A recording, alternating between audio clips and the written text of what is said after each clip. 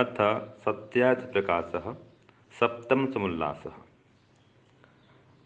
आज हम ईश्वर के स्वरूप के विषय में समझेंगे। योग दर्शन के अनुसार ईश्वर का सच्चा स्वरूप, वैदिक स्वरूप क्या है, ये आज हम पढ़ेंगे। तो इसके लिए योग दर्शन का एक सूत्र यहाँ पर दिया गया है। क्लेश कर्म विपाक आशय है अपरामृष्ट पुरुष विशेष ईश्वर। ये योग दर्शन के प्रथम पाद का 24वां सूत्र है। इस मंत्र का, इस सूत्र का अर्थ करते हुए स्वामी दयानंद लिखते हैं, जो अविद्यादि क्लेश, कुशल अकुशल, इष्ट अनिष्ट और मिश्र फलदायक कर्मों की वासना से रहित है, वह सब जीवों से विशेष ईश्वर कहता है। ये स्वामी जी का अर्थ है। तो अविद्यादि क्लेश ये क्या होते हैं? अविद्या, अस्मिता, राग, द्वेष और अभिनिवेश, ये 5 क्लेश होते हैं। क्लेश माने जो व्यक्ति को क्लेशित करते हैं, अर्थात कष्ट प्रदान करते हैं, दुखी करते हैं, वो क्लेश कहलाते हैं। तो जिसके कारण हमें दुख मिलता है वो क्लेश है। जैसे अविद्या, मिथ्याजन जिसे कहते हैं, तो अविद्या ही समस्त दुखों का जड़ है, तो अविद्या क्लेश है। अस्मिता, अपने आत्मा को और शरीर को, मन बुद्धि को अलग अलग नहीं मानना, मन को ही आत्मा मान लेना, बुद्धि को ही आत्मा मान लेना, या शरीर को ही आत्मा समझ लेना, ये सब कारण है दुख का। ऐसे अति राग रखना, सुखदायी पदार्थ में अति आसक्ति, वो जड़ हो चाहे चेतन हो, और जिनसे दुख मिलता है उनसे घृणा करना, उनको नष्ट करने की इच्छा, ये द्वेष है। और मृत्यु का भय, ये अभिनिवेश। ये 5 क्लेशों से परमात्मा रहित है। अपरानिष्ट माने इनसे अछूता है, तो 5 क्लेश कभी परमात्मा को लगते नहीं है। ऐसे परमात्मा कर्म से रहित है। तो कौन से कर्म से? तो यहाँ पर कहा कुशल अकुशल, इष्ट अनिष्ट और मिश्र, माने सकाम भाव से वो न कोई शुभ कर्म करता है, और अकुशल माने अशुभ कर्म तो करता ही नहीं है। इसके लिए कोई इष्ट अनिष्ट नहीं होते, वो सबके कल्याण के लिए निष्काम भाव से कर्म करता है। तो मिश्र कर्म भी नहीं करता। मिश्र माने जैसे खेती करना, वृक्षारोपण करना, ये सब काम मिश्र कर्म है, जिसमें कुछ पाप भी लगता है और बहुत सारा पुण्य होता है। तो परमात्मा से मिश्रित काम नहीं करता, वो तो हमेशा निष्काम शुभ कर्म ही करता है, और उसका फल भी नहीं भोगता। विपाक माने फल, जैसे खेती करते हैं तो जो पाक आता है फसल, वही तो उसका फल है, वही कहाँ पर विपाक। तो अगर सकाम कर्म करेंगे तो फल मिलेगा। तो परमात्मा सकाम कर्म नहीं करता, इसलिए फल भी उसको नहीं भोगना पड़ता। और जो सकाम कर्म करेगा उसका फल भोगेगा, उसका संस्कार भी बनता है, जिसे यहाँ पर कहा गया आश्रय या वासना। तो परमात्मा के पास वो वासना भी नहीं, संस्कार भी नहीं। जब वो सकाम कर्म नहीं करेगा, उसका फल भी नहीं भोगेगा, तो कोई संस्कार ही नहीं बनता है। तो इन सबसे अपरामिष्ट, वो अछूता है, इनसे रहित है। तो ऐसा पुरुष विशेष ईश्वर, वही सब जीवों से विशेष अर्थात भिन्न ईश्वर कहता है। तो हम जब कर्म करते हैं तो कोई सकाम कर्म करते हैं, निष्काम कर्म करते हैं, कभी कभी मिश्रित कर्म भी करते हैं, पाप कर्म भी करते हैं, लेकिन परमात्मा इन सब कर्मों से रहित है। वो केवल निष्काम कर्म करता है और समस्त संसार के भले के लिए कर्म करता है। तो वो कोई सकाम कर्म नहीं करता, उसका फल भी नहीं भुगता और उसका संस्कार भी नहीं बनता। तो सभी जीवों से वो सर्वथा पृथक है और विशेष है, जन्म मरण के बंधन में नहीं आता। तो वो परमात्मा ईश्वर है, अनंत ऐश्वर्यवान है और पुरुष विशेष है। समस्त ब्रह्मांड रूपी पुरी में शयन करने वाला है, निवास करने वाला है। और हम जब जीवात्मा लोग पुरुष हैं, हमसे वो अलग है। तो इससे क्या सिद्ध हुआ कि जीवात्मा अलग है, सभी जीवात्मा अलग और परमात्मा भी अलग। और हम सब जीवात्मा गण परमात्मा के अंश भी नहीं है, सर्वथा परमात्मा अलग है, हम भी अलग है। हाँ, हम दोनों चेतन अवश्य हैं। हम जीवात्मा भी चेतन है, परमात्मा भी चेतन है। तो चेतन दोनों ही हैं, जीवात्मा भी परमात्मा भी। लेकिन परमात्मा सर्वज्ञ है, सर्वशक्तिमान है, सर्वत्र व्यापक है, सर्वसामर्थ्यमान है, और हम जीवात्मा लोग अल्पज्ञ, अल्पशक्तिमान, अल्प सामर्थ्यमान, एक जैसी हैं। ये दोनों में अंतर है। तो इस प्रकार परमात्मा का ये विशेष स्वरूप है, वैदिक स्वरूप है, दार्शनिक स्वरूप है। ओम शांति ओम शांति। क्लेश कर्म विपाकाशय्य अपरामृष्टः पुरुष विशेषो ईश्वरः। यह सूत्र योग दर्शन का है। स्वामी दयानंद सरस्वती सत्यात प्रकाश के सप्तम समुल्लास में इस सूत्र की व्याख्या कर रहे हैं, जिसको कि अभी स्वामी जी ने आपके सम्मुख सुनाया। धन्यवाद स्वामी जी का बहुत बहुत। बहुत ही सुंदर व्याख्या संक्षिप्त रूप से की। आइए अब इसका भजन भी गायन कर लेते हैं, जिससे सभी को इस भजन को गायन करने में भी मन लगे और ईश्वर को भजने में भी आनंद आए, और इसका अर्थ भी पता चलता जाए, जिससे ईश्वर के गुण कर्म स्वभाव का मन ही मन चिंतन और मनन होता रहे। आओ हम सब बहनों भाई गुण ईश्वर के गाएं, भाव उर आ गया है, भाव उर आ गया है।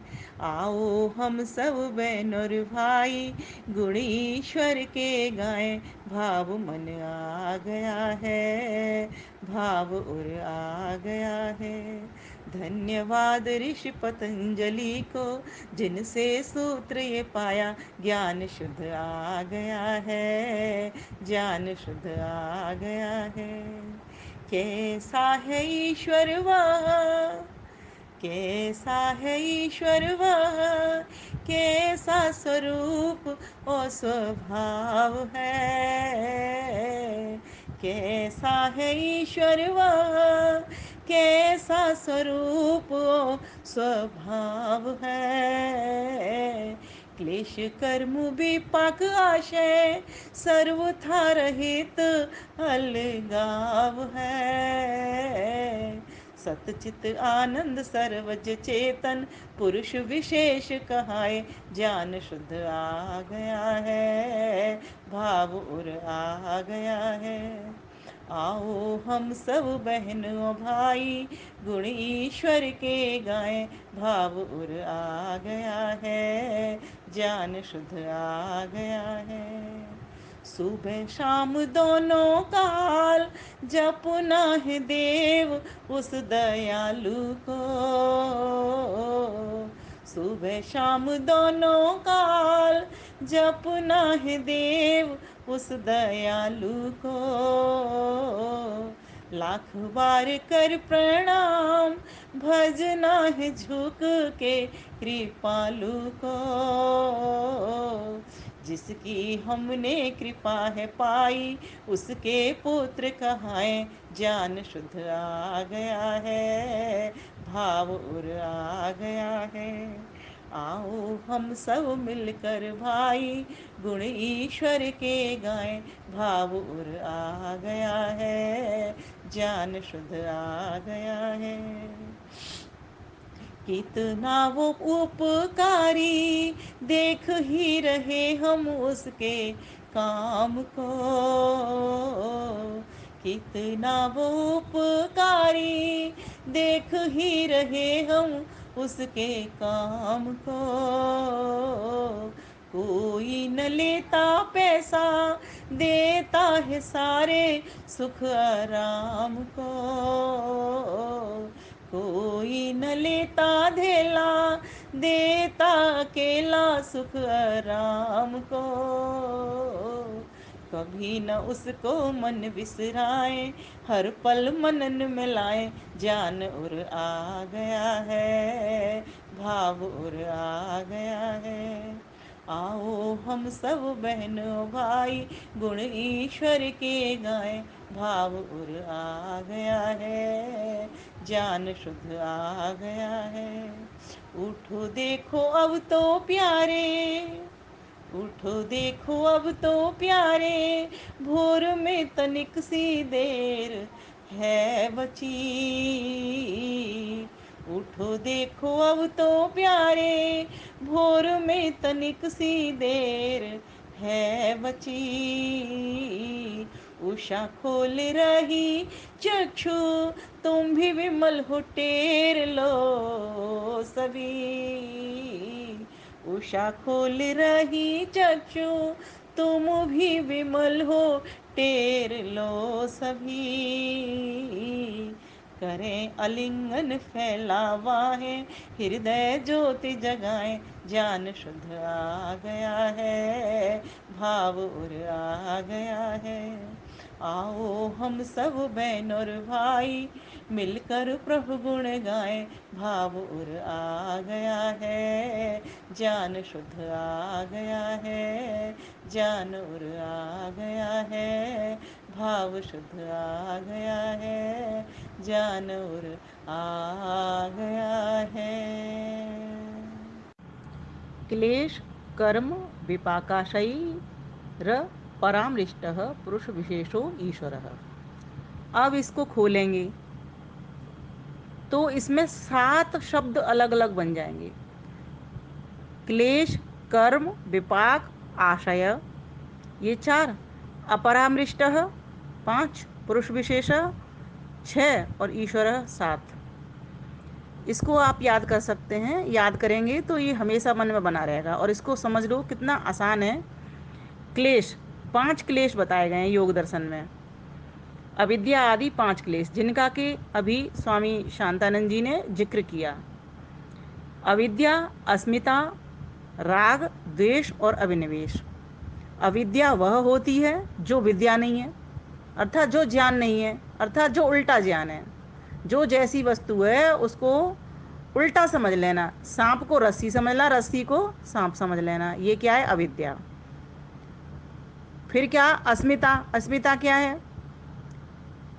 आत्मा चेतन है और इसको समझ लेना शरीर की तरह, बुद्धि की तरह, मन की तरह, इसको जड़ की तरह समझ लेना। और यही भूल हम सबसे होती रहती है। हम इस आत्मा को अलग से नहीं समझ पाते हैं, मिले जुले बने रहते हैं इसमें, क्योंकि शरीर में मिला जुला बना रहता है खुद। लेकिन जो ज्ञानी पुरुष होते हैं वो इसको बिल्कुल अलग करके देखते हैं, इसीलिए वो इस संसार में नहीं फंसते, इस शरीर में नहीं फंसते, बुद्धि को बिल्कुल अलग, अपने से अलग देखते हैं वो। तो कहा ये, फिर कहा कर्म, अविद्या, अस्मिता, राग। राग, जहाँ सुख मिलता है वहाँ पर भी व्यक्ति को राग हो जाता है, और जहाँ से दुख मिलता है वहाँ पर द्वेष होना शुरू हो जाता है। अविद्या, अस्मिता, राग, द्वेष और अभिनिवेश। अभिनिवेश कहते हैं मृत्यु के भय को। तो ये 5 क्लेश हमको क्या करते हैं? इस संसार सागर में डुबाने वाले होते हैं, बार बार इस संसार में लाने वाले होते हैं। जब इन क्लेशों को हम छोड़ देते हैं या छूट जाते हैं तो हमारी मुक्ति हो जाती है। तो परमेश्वर कैसा है? इन 5 क्लेशों से पृथक है। ये 5 क्लेश कब घेरते हैं? जब व्यक्ति प्रकृति से जुड़ता है, शरीर से, संसार से जुड़ता है। तो परमेश्वर तो रहता है लेकिन वो इससे चिपकता नहीं, इससे न जुड़ता। काम सारे करता है, निष्क्रिय नहीं है, वो सक्रिय है, सारे काम हमारा कर रहा है। ये उत्पत्ति, स्थिति, प्रलय कौन कर रहा है? हम थोड़ी कर रहे हैं। हम सारी जीव आत्माएं भी मिल जाए ना तो भी नहीं कर सकते इस काम को। तो कहा कि वह कैसा है परमेश्वर? इन 5 क्लेशों से पृथक है। क्योंकि यहाँ इस पद का जब हम अर्थ करेंगे पूरे का, सूत्र का, तो पहले तो हम ये सोचेंगे कि इसमें क्या कहा गया। इसमें कहा गया वो ईश्वर कैसा है। तो कहा पुरुष विशेष, वह जो पुरुष जीवात्मा है ये तो सामान्य पुरुष है और वो विशेष पुरुष है, क्योंकि उसमें ये 4 बातें नहीं घटती। कौन सी 4 बातें? एक तो अविद्या आदि 5 क्लेश नहीं घटते, ठीक है, और एक कर्म, शुभ, अशुभ और मिश्रित, इन तीनों प्रकार के कर्मों से वो नहीं बनता। वो तो निष्काम कर्म करता है, ये सकाम कर्म के भीतर आते हैं, शुभ, अशुभ और मिश्रित कर्म। और विपाक कहते हैं फल को, तो वह कोई कर्मों के फल सुख दुख भोगता नहीं, वो तो सारे कामों से निर्लिप्त रहता है, ठीक है। कर्म करते हुए उसे वो सुखी दुखी नहीं होते। और सुखी दुखी कौन होता है? जब सकाम कर्म करते हैं तो इसमें सुख दुख होता रहता है। निष्काम कर्म वाला तो निष्काम कर किए चला जा रहा है। ऐसी परमात्मा निष्काम कर्म करता है, इस चक्कर में वो सुख दुख के फल भी प्राप्त नहीं करता। और फिर कहा क्लेश, कर्म, विपाक, आशय।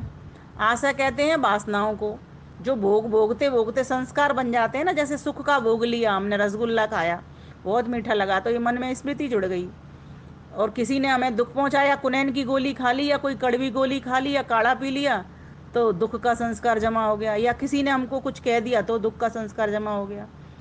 तो ये सब चीज़ों से परमात्मा पृथक रहता है, उसको ना तो उसके भीतर कोई संस्कार ऐसे जुड़ते, क्योंकि वो अपने लिए कर्म करता ही नहीं है, और हम सभी जो जीवात्माएं वो अपने लिए कर्म कर रही हैं। तो इन्हीं कर्मों से तो छूटना है। सब जो भी कर्म करने हैं हमें परमात्मा को समर्पित भाव से करने हैं। इसलिए तो हम कहते हैं ईश्वर के गुण कर्म स्वभाव को ले लें। जिस जिस जिस दिन जो व्यक्ति ईश्वर के गुण कर्म स्वभावों के अनुसार अपने बनाने लग शुरू कर देगा, उस उस दिन समझो उसकी मुक्ति होना बहुत आसान हो जाएगी। ईश्वर को देखते जाओ वो कैसा है, वो क्लेशों में नहीं बनता, ठीक है, सकाम कर्म नहीं करता, वो विपाक, उसे कोई सुख दुख का वो नहीं होता, फल नहीं मिलता, ठीक है। और हमें हमें क्या करना है फिर इससे सीख करके कि हमें सुखी दुखी नहीं होना, जो भी स्थिति आएगी उसको झेलेंगे, सहन करेंगे।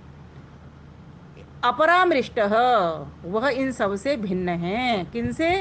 क्लेशों से, तीनों प्रकार के कर्मों से, विपाक कहते हैं फल को, सुख दुख से, और आशा कहते हैं उनके संस्कार वासनाओं से। इन सभी से वो रहित है, इसीलिए वो विशेष पुरुष है, सामान्य पुरुष नहीं, और उसी का नाम ईश्वर है। यहाँ ये बात बता दी गई है, बहुत सरल तरीके से इसको समझना चाहिए हमको इस तरह से। और ऐसा स्वरूप जब मन के भीतर आ जाता है ना, तो स्वयं भी फिर बनने की इच्छा होती है कि हम भी क्यों छोटी छोटी बातों पर परेशान हो जाते हैं, छोटी छोटी बातों पर रोना धोना शुरू कर देते हैं। ये तो संसार है, इसमें तो ये होता ही रहेगा, और संसार का तो काम ही है यही, परिवर्तन है इसमें, तो हर क्षण परिवर्तन है, हर वस्तु में परिवर्तन है, हर व्यक्ति में परिवर्तन है। हम अपने आप को देखें अगर, तो कितना परिवर्तन हो गया। हम बचपन में कैसे थे, फिर थोड़े और बड़े हुए, 7 साल के बाद अपना चेहरा देखते हैं तो कैसा चेंज लगता है, फिर 7 साल के बाद देखते हैं तो कैसा और लगता है, और अब अगर हम देखें अपने आप को तो कितने परिवर्तन हमारे भीतर दिखाई देता है। ऐसे ही ये पूरा संसार है।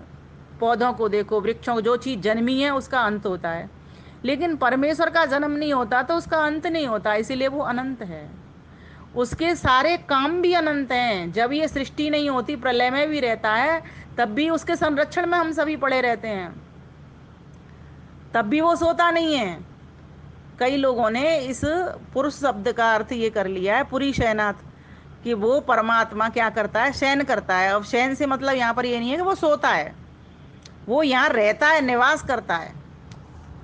उस परमात्मा को कभी सोना जगना नहीं होता, वो हमेशा जगा हुआ है।